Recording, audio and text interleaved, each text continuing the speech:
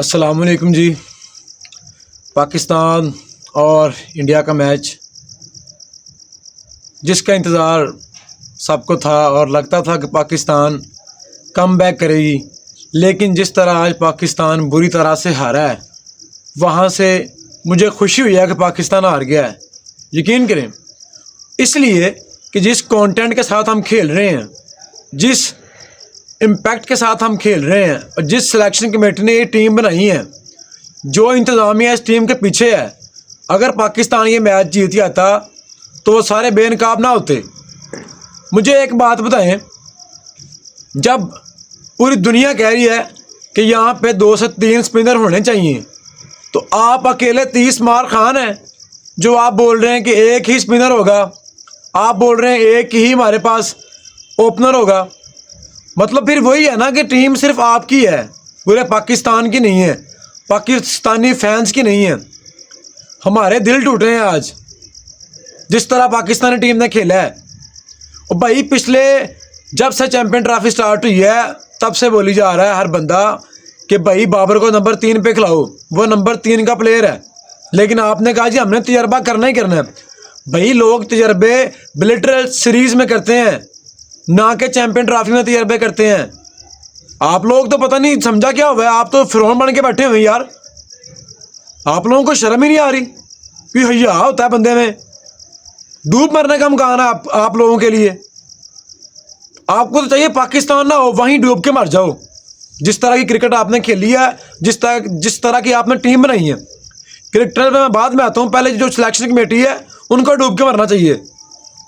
मैं तो कहता हूँ जब ये वापस आए स्टेडियम पे तो उनको पकड़ के वहीं पे वापस भेज देना चाहिए कि आपकी पाकिस्तान में जगह ही नहीं है। ऐसे बंदे हमने हायर किए हैं जिनका पता ही नहीं चल रहा कि हमने कौन सी टीम खिलानी है। ना आपकी टीम में ओपनर है, ना आपकी टीम में स्पिनर है। आपकी टीम में एक ही स्पिनर था आज, अबरार अहमद, और उसने अच्छी बॉलिंग की है। उसको किसी ने बड़ा हिट नहीं लगा सका कोई बंदा भी। और उसको जब उसका स्पेल कंप्लीट हुआ, विराट कोहली ने आके स्पेशली अप्रिशिएट किया है कि आपने अच्छी बॉलिंग की है। अगर आपके पास 2-3 प्रॉपर स्पिनर होते तो गेम चेंज हो सकती थी। इंडिया के स्पिनर्स ने दरमियाने ओवर्स में आपको बल्ला नहीं लगाने दिया। मैं हर मैच में कहता रहा हूँ कि रनिंग बिटवीन द विकेट जो होती है ना, वो बड़ी इंपॉर्टेंट होती है। लेकिन नहीं, हम लोग वो रनिंग बिटवीन द विकेट करना ही नहीं चाह रहे। हमारा एक रन आउट क्या हो गया?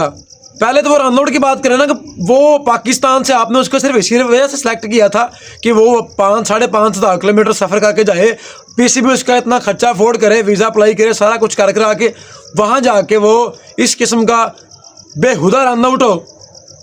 26 बॉल खेली हैं उसने, जो आपका सो कॉल्ड प्रोफेशनल ओपनर है। अगर ऐसे ओपनर होते हैं तो फिर मुझे खिला दो, मैं जाके ओपन कर लूँगा। और यार खुदा का खौफ करो भाई, ऐसे कौन से खेलते हैं?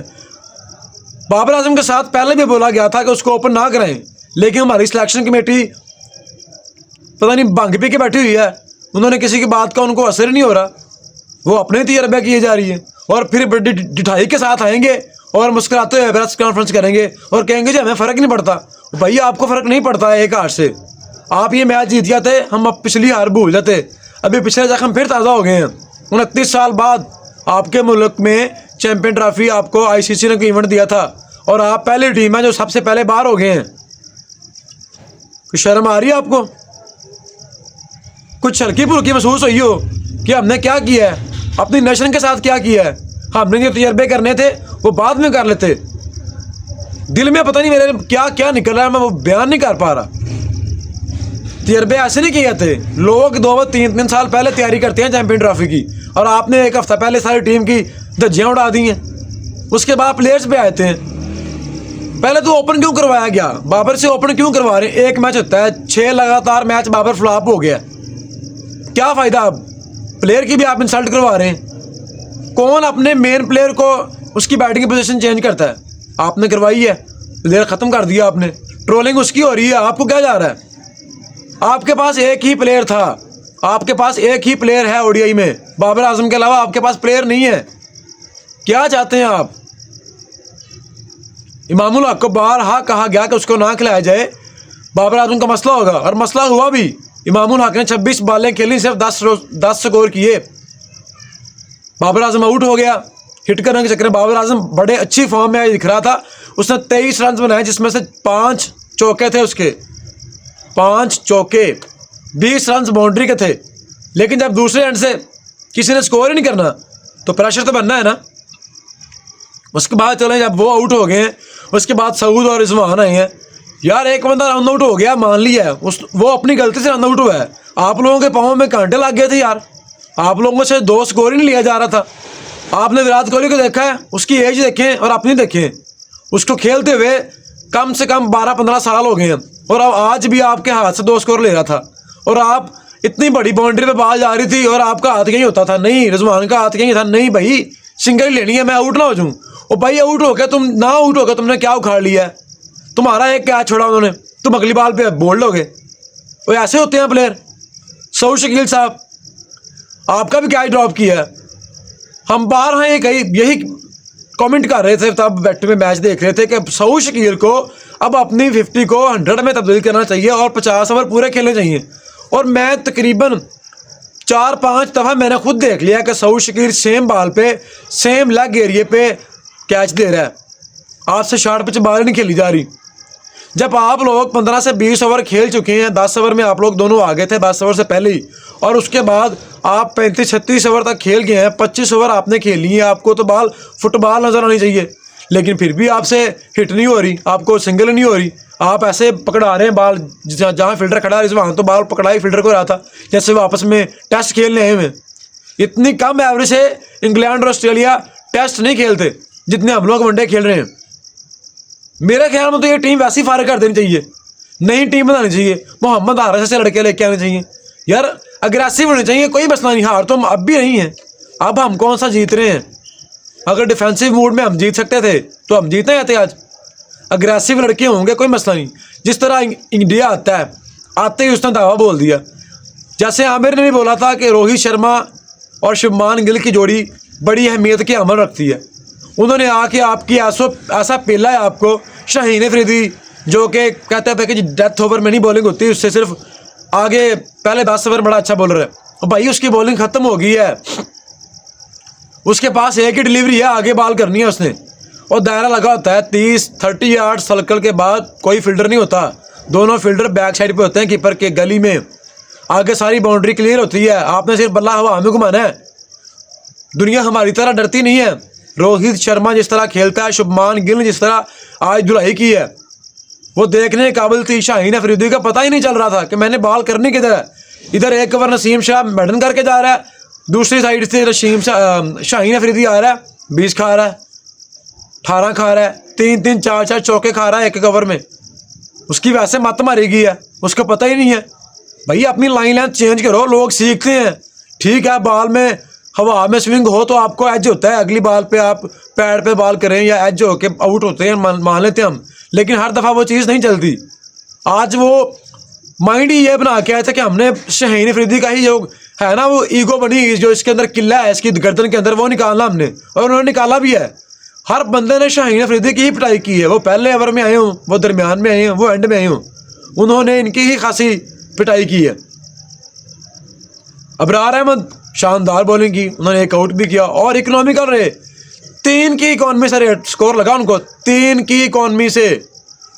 शाहीन अफरीदी को देख लें, 10 की इकॉनमी से स्कोर खाया उसने, 10 रन पर ओवर, और वो भी 240 रन के डिफेंस में। भाई किधर जा रहे हो, कौन सी क्रिकेट खेल रहे हो। जिस तरह आके मैं हिंदी चैनल पे देख रहा था स्टार स्पोर्ट्स पे, तो उनका यही कहना था, बार बार वो यही बात कर रहे थे कि आपको बहादुर होना पड़ता है, आपके सारे फील्डर तो दायरे के अंदर हैं, सिर्फ 2 फील्डर बाहर हैं, आपने फील्ड को रीड करना है और बॉल को हवा में उछाल देना है, बॉल बाउंड्री तक खुद ब खुद पहुंच जाएगी। लेकिन हम लोग नीचे ही खेलते हैं, हम लोग सर उठा के देखते ही नहीं हैं, हमारी आंखें ही नीचे होती हैं, हम ऊपर देखेंगे तो बॉल बाहर जाएगी, लेकिन हमारे सर झुके हुए हैं। यार हद हो गई यार। विराट कोहली, मैंने पहले भी अपनी वीडियो में बात की थी कि विराट कोहली चाहे 10 साल फ्लॉप रहे, 10 साल उसकी कोई इनिंग किसी इनिंग में स्कोर ना हो, लेकिन जब भी वो पाकिस्तान के ख़िलाफ़ आएगा वो बड़ा स्कोर करेगा। और आज उसने 5-6 महीने बाद सेंचुरी जड़ दी है आपके, आपके सीने पे उसने सेंचुरी चढ़ी है। उसने कहा ये लो 100। आपने बड़ी कोशिशें की थी एंड पे वाइडें करके चौका करवाने की, लेकिन फिर भी उसने सेंचुरी की है। और ये आपके मुंह पे तमाचे हैं कि भाई ऐसे खेले आते हैं। जब उसको बॉल रीड नहीं हो पा रही थी तब वो सिंगल रोटेट कर रहा था, उसने आते ही बाउंड्री लगानी शुरू की। एक गेम प्लान होता है, आपको बाउंड्री नहीं मिल रही, आप सिंगल डबल लें। 50 ओवर की गेम है। उसने पहले सिंगल डबल करनी शुरू किया। पहले 20-22 बालें उसने सेट होने मिली हैं। जैसे कि हम कहते हैं कि बाबर आजम अपना टाइम लेता है, उसको टाइम लेने दें, लेकिन आप लोग नहीं, हमने उसको ऊपर ही खिलाना। ऊपर वाली गेम और होती है। ऊपर रोहित शर्मा और शुभमान गिल जैसे बंदे होने चाहिए जो इतना स्कोर कर जाए। आज भी 10 ओवर में उनका 70 स्कोर था। ऊपर ऐसे बंदे होने चाहिए जो इतनी अच्छी एवरेज दे जाएं कि नीचे वाला जो आपका टॉप ऑर्डर का बैट्समैन है, जैसे विराट कोहली है, जैसे बाबर आजम है, वो सेट हो सके। लेकिन नहीं, हमने तो खिलाना ही बाबर आजम को ऊपर है। मेरा आकब जो है सवाल है, अब क्या हासिल हो गया आपको? चैंपियन ट्रॉफी से हम बाहर हो गए हैं और ये हमारे लिए इससे ज़्यादा शर्मिंदगी की बात नहीं होगी। कमेंट्री में हमें लोग ट्रोल कर रहे थे, वो यही कह रहे थे कि आपके पास एक ही प्लेयर था, आप उसके साथ ही ज्यादतियाँ कर रहे हैं। बाबर आजम ही आपके पास प्लेयर था और तब उसके जवाब में वहाब रियाज के पास कोई भी जवाब नहीं था कि हमारे पास और कोई प्लेयर भी है बाबर आजम के अलावा। मैं मानता हूँ बाबर आजम अच्छी फॉर्म में नहीं है, मैं उनको डिफेंड नहीं कर रहा, लेकिन मैं ये कह रहा हूँ कि आप प्लेयर्स कैसे ख़राब करते हैं। हमारी सिलेक्शन कमेटी कैसे प्लेयर ख़राब करती है। जब विराट कोहली आया, उसने अपनी इनिंग बिल्ड किया, उसके बाद उसने गेयर लगा दिया, उसने कहा जी आई जाए, अब मैं आपको बताता हूँ स्कोर कैसे करना है मैंने। और आप लोगों ने क्या छोड़े हैं, आसान क्या छोड़े हैं। पहले शुभमान गिल का क्या छोड़ा, ये तो वो आउट हो गया शुभमान गिल, नहीं तो ये जब जो 42 ओवर में टारगेट चेज हुआ ना, ये वाला 35-36 ओवर में चेज हो जाना था। उसको प्रिंस 7 नहीं बोलते, वो वाकई प्रिंस है। उसने कोई प्रेशर नहीं लिया कि शाहीन अफरीदी ने रोहित शर्मा को बोल्ड किया है। उसने आते ही अगले ओवर में आपको 3 चौके लगा दिए हैं और आप देख रहे हैं, इस तरफ देख रहे हैं, उस तरफ देख रहे हैं, आपको गुस्सा आ रहा है, आप विकेटों को हाथ मारी जा रहे हैं। इस तरह काम नहीं चलता, बॉलिंग करनी पड़ती है, बड़े दिल के साथ खेलना पड़ता है। किस्मत हमेशा बहादुरों का साथ देती है, ये मैंने 1000 बार बता दिया है। जब आप बहादुर नहीं होंगे तो आपका अपना ज़मीर आपका साथ नहीं देगा। और पाकिस्तानी टीम बहादुर नहीं है, बहुत सी तब्दीलियाँ होने की ज़रूरत है और होनी भी चाहिए। मैं कहता हूँ ये अच्छा होगा, पाकिस्तान मैच हार गया है, ये सिलेक्शन कमेटी के मुंह पे तमाचा लग गया है, इनकी आंखें अब खुल जाएंगी। अगर पाकिस्तान मैच जीत गया था तो इन्होंने सब पर्दे डाल जाने थे। जो टीम बेहतर खेलती है वही जीतती है। इंडिया ने जिस तरह खेला है उनका जीतना बनता था। एज ए फैन दिल टूटे हैं, बहुत अफसोस हुआ है, लेकिन इंडिया ही डिज़र्व करती थी विन करना, क्योंकि हम लोग जिस माइंड सेट के साथ खेल रहे हैं वो 90 की दहाई का माइंड सेट है। तब लोग 220-30 बना के मैच विन कर लेते होते थे। और मैंने पहले भी बताया था वीडियो में कि 300 टारगेट आपको देना होगा, और आज 300 टारगेट होता तो आप मैच में बन सकते थे। 300 का बोला था आपने, 240 बनाए, वो भी 40 एंड पे आके खुशदिल शाह बना गया। ऊपर से आपके तमाम बैट्समैन फ्लॉप रहे हैं और मुझे हैरानगी होती है उन सो कॉल्ड क्रिकेट एक्सपर्ट्स पे जो तैयब ताहिर को टॉप ऑर्डर में शुमार करते हैं, जिस बंदे की तकनीक ही नहीं है। आप न्यूजीलैंड के खिलाफ उसकी शॉट देख लें जिसपे वो आउट हुआ है, तो ऐसे लग रहा है ऐसा कोई गली मोहल्ले का प्लेयर खेल रहा है, जिस तरह उसने शॉट पिक की है और जिस तरह आज वो बोल्ड हुआ है। हमारे जो क्रिकेट एक्सपर्ट्स हैं वो ऐसे ही एक इनिंग की बुनियाद पर प्लेयर को जीरो से हीरो बना देते हैं और यही वजह होती है कि बाद में वो फ्लॉप होते हैं। तैयब ताहिर कि मुझे आज तक कोई ऐसी परफॉर्मेंस दिखा दें इंटरनेशनल लेवल पे। उसने इंडिया के खिलाफ, इंडिया की बी या सी टीम थी जिसमें वो एज ए सीनियर प्लेयर खेला है, वहाँ पे उसने 100 किया था, वो भी 2 साल पहले। उसी परफॉर्मेंस पे हमने उसको नेशनल टीम में खिला दिया। जब आप प्लेयर्स के साथ ज्यादती करेंगे तो ऐसा ही होगा और ऐसा होना भी चाहिए था। बहुत अफसोस के साथ ये कहना पड़ रहा है कि हम लोग चैंपियन ट्रॉफी से बाहर हो गए हैं, जिस चैंपियन ट्रॉफी के हम लोग मेज़बान थे, जो चैंपियन ट्रॉफी हमें 29 साल बाद आईसीसी ने इवेंट दिया था। अब हम सारे मैचेस लोगों के देखेंगे, अब हम सारे मैचेस लोगों के कवर करेंगे। इससे ज़्यादा दुख और तकलीफ की बात क्या हो सकती है हमारे लिए कि हम लोग अपनी टीम को सपोर्ट नहीं कर सकते। अब हमारी टीम ही नहीं रही है, अब कोई जीते या हारे हमें इससे फ़र्क नहीं पड़ेगा। लेकिन ये सिलेक्शन कमेटी के ऊपर सवालिया निशान है।